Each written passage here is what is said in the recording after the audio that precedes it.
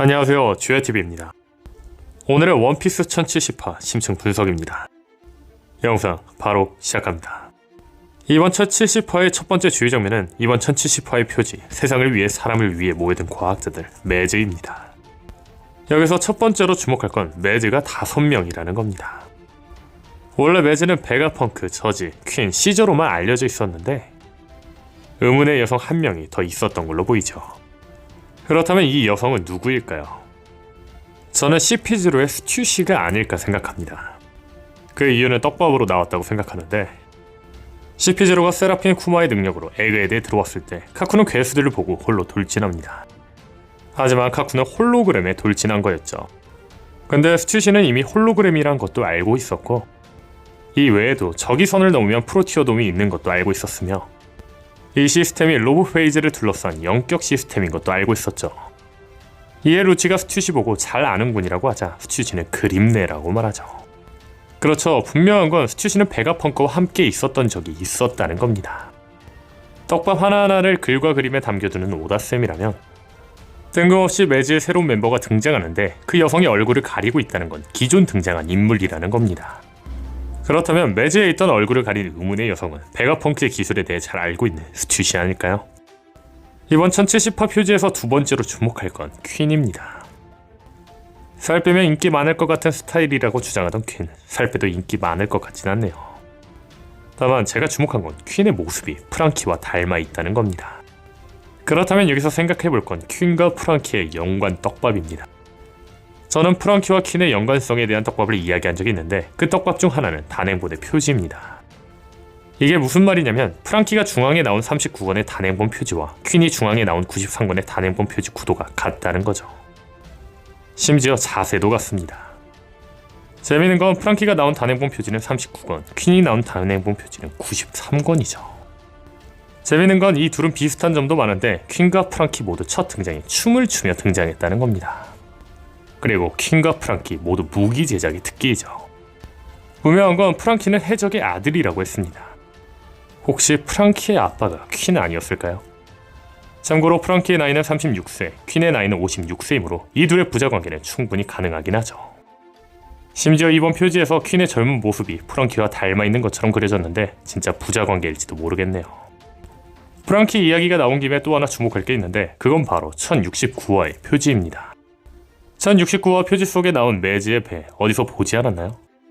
사실 어디서 보았다고 하기에는 기억나는 사람이 없을 겁니다.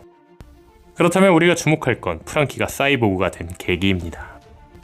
프랑키는 과거 자신의 스승 톰이 억울하게 체포되자 분노하며 바다 열차를 그대로 막아냅니다. 그리고 프랑키는 기차에 날아가며 홀로 바다에 떠있는데 한 배를 발견하죠. 근데 그 배는 버려진 배였고 그곳에서 고철 폐제제를 발견하며 프랑키는 홀로 자신을 사이보그로 개조합니다. 그런데 프랑키가 발견한 이 배, 매즈의 배와 비슷하지 않나요? 물론 아주 조그맣게 나왔기 때문에 비교하기에는 애매하지만 이 동그란 부분이 나왔다는 거 의미 있지 않을까요? 개인적으로 가설을 이야기해보자면 매즈가 해체되면 배가 버려졌고 우연히 프랑키 앞에 나타난 거죠. 프랑키의 연구는 베가펑크의 연구를 따라 만든 만큼 충분히 오다쌤이 떡밥으로 넣었을지도 모르겠네요. 다음 주 장면은 루치의 모습입니다. 제가 루치에게 주목한 건 구름 같은 게 루치를 감싸고 있다는 겁니다.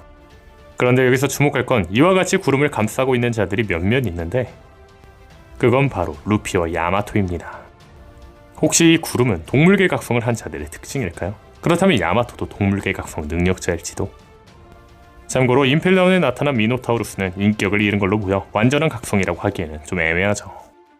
다음 주 장면은 세라핀 미호크입니다. 미호크의 혈통인재로 만들어진 세라핀 미호크답게 엄청난 검술 실력을 갖고 있는 걸로 보입니다. 다만 제가 주목한 건 실제 미호크의 검 요도와 비슷하게 생긴 검입니다.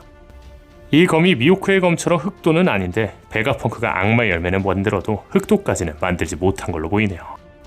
다음 주 장면은 헤엄 열매의 능력을 사용하는 세라핌 징배 그리고 그것을 눈치채는 프랑키입니다. 1065화 속 베가펑크가 세라핌 징배의 경험을 키우기 위해 밀짚모자 해적단과 싸울 당시 프랑키는 세라핌 징배가 악마의 능력을 쓰는 모습을 보고 놀랐습니다. 당시에는 그 능력을 보고 놀라기만 했으나 이번 1070화에서 세라핌 징배가 헤엄 열매의 능력을 쓰고 있다는 걸로 밝혀졌네요. 다음 주 장면은 루치를 제압하는 루피입니다. 루치는 루피의 공격에 의식이 날아갈 것 같다고 말하는데 과거 루피가 루치에게 기어 서드를 썼을 때를 오마주한 걸로 보이네요. 다음 주의 장면은 늙어버린 루피입니다. 1045화에서도 카이도와 싸우던 루피는 지치며 늙어버립니다. 그리고 말하죠. 소모가 엄청나네 이거. 그렇죠. 니카모드는 거의 생명을 깎아먹는 수준의 능력인 걸로 보입니다. 즉 니카모드를 계속 쓴다면 루피는 수명을 단축시키며 죽음에 가까워질 수 있다는 거죠. 그렇다면 여기서 주목할 건 로우입니다. 로우의 수술수술 열매에게는 떡밥이 하나 있는데 그건 바로 불로수술입니다. 이 능력은 한 사람에게 영원한 생명을 줄 수 있습니다. 다만 그 기술을 쓰면 능력자 본인은 목숨을 잃게 되죠. 현재 루피는 주인공답게 루피만이 희망이라는 그런 스토리가 나올 겁니다. 즉 루피가 죽을 위기에 처하는 상황이 온다면 누군가 나서서 이 위기를 파괴할 거라는 거죠. 그렇죠. 로우의 불로수술이 생명이 줄어든 루피를 해결할 수 있다는 거죠.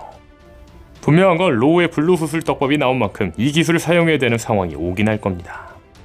그렇다면 이 기술을 루피에게 사용하는 게 가장 정석적인 스토리죠. 게다가 로우의 목적은 해적왕이 아닙니다. 로우가 현재 해적을 하고 있는 건 디에 일족이 가진 기구한 운명의 의미를 알고 싶어서이죠. 즉, 이 목표를 위해 로우는 목숨도 내놓을 수 있는 상황을 만들 거라는 겁니다. 다시 말해 루피가 라프테레가 원피스를 찾아야 디에 일족의 운명을 알 수 있는 만큼 로우는 루피가 원피스를 찾기 위해 블루수술을 시전해야 한다면 루피를 위해서 할 거라는 거죠. 물론 복합적인 이유일 겁니다. 단지 디에 일족만을 위해서가 아닌. 다만 개인적으로 오다스는 정형화된 스토리를 던진 다음 한번 꼬는 습관이 있는 만큼 로우가 블루수술을 사용해 루피의 생명을 연장시켜 주려고 하지만 초파의 능력으로 루피를 치료할 거라 생각합니다. 저는 예전부터 초파의 열매에 떡밥이 있다고 했습니다. 이를 정말 간략하게 이야기하자면 와포로는 드럼왕국에서 만병통치약이 되는 버섯을 찾았는데 초파의 열매 모양이 버섯이라는 점. 그리고 오다스는 꿈을 중요시하는 만큼 밀짚모제적단의 꿈을 다 이뤄줄 거라 보는데 초파의 꿈은 자신이 만병통치약이 되는 것인 만큼 초파의 열매는 루피의 생명을 연장시킬 수 있는 능력이 될 거라고 생각합니다.